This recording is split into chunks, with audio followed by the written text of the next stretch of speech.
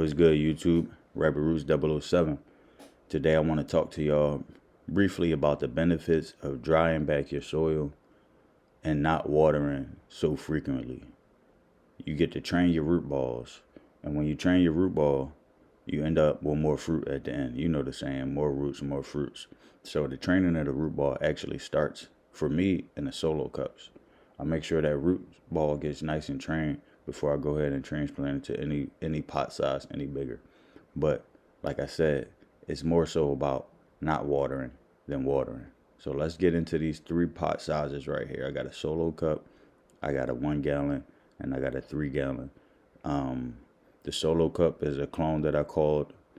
The 1 gallon is the same mother though that I called, and 3 gallon is a plant that I just finished chopping down from flower.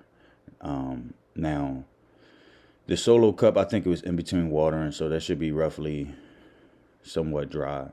The 1 gallon, I had just watered that the day before, so this soil never got a chance to dry out. And the 3 gallon is coming off of a 5-day dry back right before I cut it. So let's get it right into it. Let's check this solo cup out real quick. So in the solo cup, I can't remember exactly how long that's been in here, but it's been at least 2.5 weeks. I like to take it like 21 days in a solo cup so that those roots get nice and trained.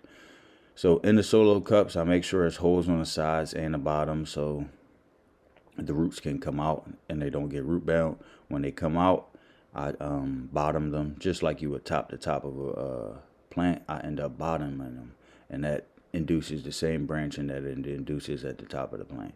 So when you bottom the roots out like that, it causes more branching on the insides. So I want to make sure this root ball this size is nice and trained before I go ahead and put it in a 1 gallon. And you're going to see I didn't have this one in here that long, but you can see it's nice and trained. The roots are holding on to the soil really well. It's not just falling apart, although it is really dry. That wasn't, the roots did not allow it to just fall apart.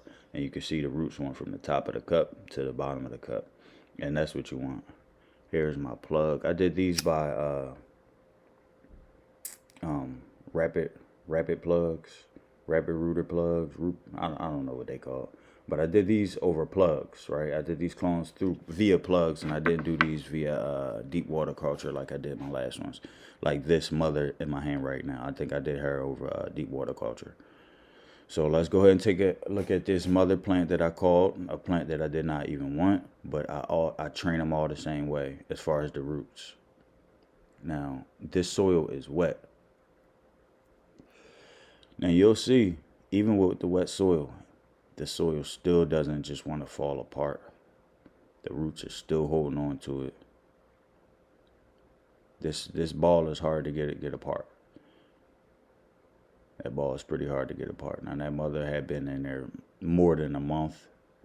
Up hotter. But I believe she had been in that gallon for more than a month because I intended to keep her as a mother.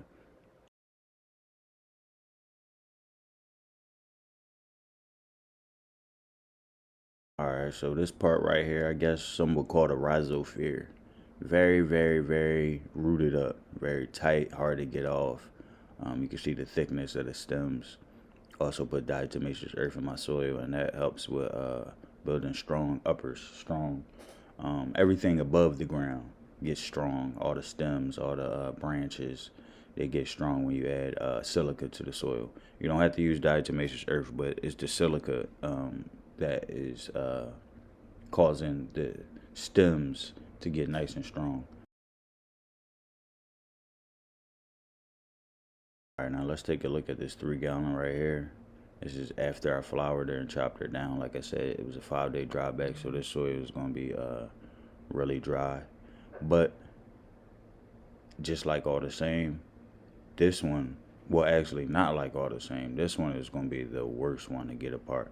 Now I'm not going to do a whole lot of breaking down of this because, like I said, the soil is pretty dry, so it start getting in the air real bad, and I didn't want to do that. But just take a look at how hard it is to get this root ball apart. And this is from not watering a lot.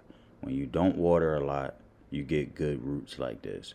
When you water every day or you water too frequently, you end up with underdeveloped roots that die at the end of the root hairs and never will give you a compact ball like this. This is what you want at the end of flower.